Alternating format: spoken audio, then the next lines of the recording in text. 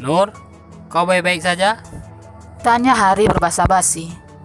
Apa yang kau lakukan di sini? Aku akan mengeluarkanmu dari sini, Nur. Terima kasih. Tapi kau tak punya bukti untuk membantuku. Lebih baik kau pergi. Baiklah, maafkan aku. Hari pergi meninggalkanku. Ada sedikit rasa canggung saat ia pergi. Seharusnya aku tak mengusirnya. Setidaknya ia bisa menjadi pendengar keluh kesahku. Sudahlah, mungkin lebih baik sendiri di ruangan dingin ini.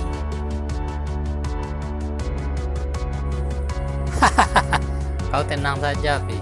Dapat kupastikan perempuan itu akan mendekam di tahanan.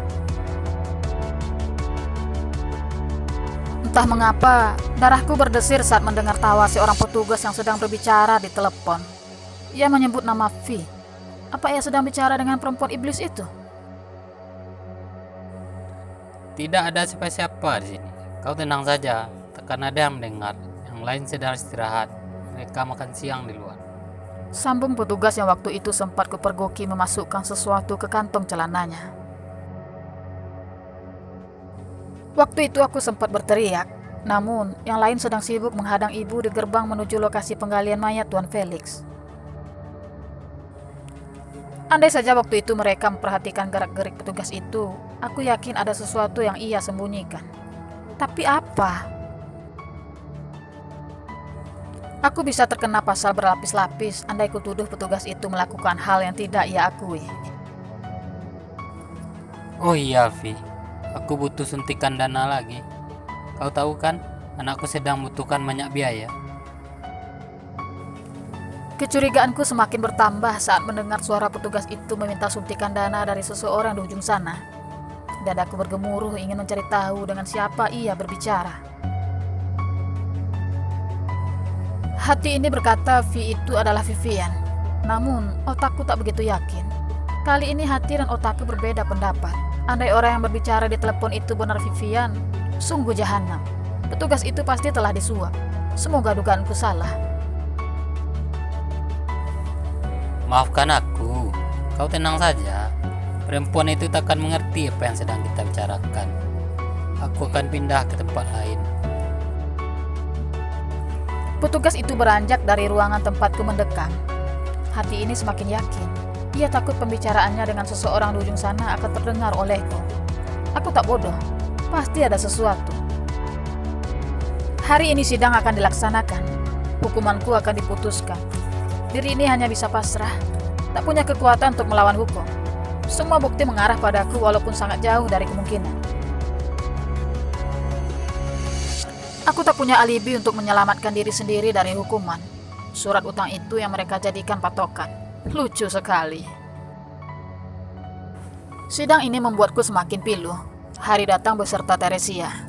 Laila datang bersama suaminya. Ibu masuk sendirian ke ruang sidang karena anak-anak tak diizinkan masuk oleh petugas. Tatapan Nyonya Margaret bak elang hendak menerkam mangsa. Nyonya Vivian berlaga bak korban dalam setiap peristiwa. Tak henti menangis dan memeluk mertuanya. Di mana Felicia? Ponsel Hari berdering begitu nyaring membuat perhatian semua orang di ruang sidang tertuju padanya. Ia berdiri dan mohon izin untuk dapat keluar ruangan untuk menerima panggilan telepon. Tak lama, ia kembali dan menunjukkan sesuatu pada petugas. Petugas itu membawa ponsel Hari dan menghadap pada hakim. Saudari Vivian, Anda kami tahan karena ternyata Andalah yang menjadi tersangka sebenarnya. Tidak, aku bukan pembunuh. Petugas menunjukkan ponsel Hari pada perempuan itu. Ia mendorong petugas dan berlari tak tentu arah hingga akhirnya ia melompati sebuah jendela. Ia terjun bebas dari lantai 2 gedung pengadilan. Terima kasih Hari. Berkat dirimu, aku hanya dihukum 5 tahun penjara. Aku tak menyangka ponsel itu bisa diperbaiki. Kupikir video di dalamnya akan hilang. Tapi, mengapa video itu sangat pendek? Video itu hanya merekam penusukan. Wajahku tak ada di dalamnya. Shh, jangan bicara keras-keras. Aku telah membayar mahal agar ponsel Androidmu itu bisa pulih. Video itu telah kuedit hingga kau tak terlihat. Oh iya, Tresia telah hamil sekarang. Aku tak jadi menceraikannya, Nur. Syukurlah, kita memang tak pantas untuk bersama kembali. Jaga dirimu baik-baik. Bertingkahlah baik agar hukumanmu mendapat remisi. Siap. Aku telah ditahan di penjara kota. 5 tahun lagi baru bisa menghirup udara bebas. Hukuman ini kudapatkan karena pengakuan dari mulutku sendiri. Padahal dalam video itu, aku tak terlihat sama sekali membantu Nyonya Vivian. Namun, merekam kejadian tanpa melaporkan termasuk kesalahan. Perempuan iblis itu telah mendekam di sini bersamaku.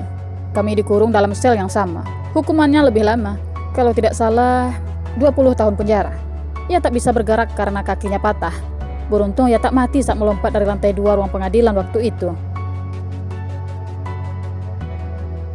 Nur, cepat pijit punggungku. Punggungku pegal bersandar di tembok ini dari tadi. Titah Nyonya Vivian padaku yang baru saja kembali dari ruang besuk para tahanan. Tak ada yang membesuknya di sini. Entah mengapa, telapak kakiku terasa ringan menghantam bibir perempuan itu hingga keluar darah. Maafkan aku, Nyonya. Kau pikir kau siapa? Penghuni tahanan yang lain membenci sikap Nyonya Vivian yang sombong dan angkuh. Ia tak berbaur dengan yang lain. Hingga suatu hari, seorang penghuni mengajakku melakukan sesuatu. Nur, apa kau mau perempuan itu mendapat hukuman yang setimpal? Tanya Penny padaku. Perempuan bertubuh tinggi besar itu menatapku dengan mata besarnya. Bukankah dia telah dihukum? Tidak, Nur. Ini bukan hukuman. Aku bisa memberinya hukuman yang lebih pas. Tentu dengan bantuan tahanan lain. Apa maksudmu?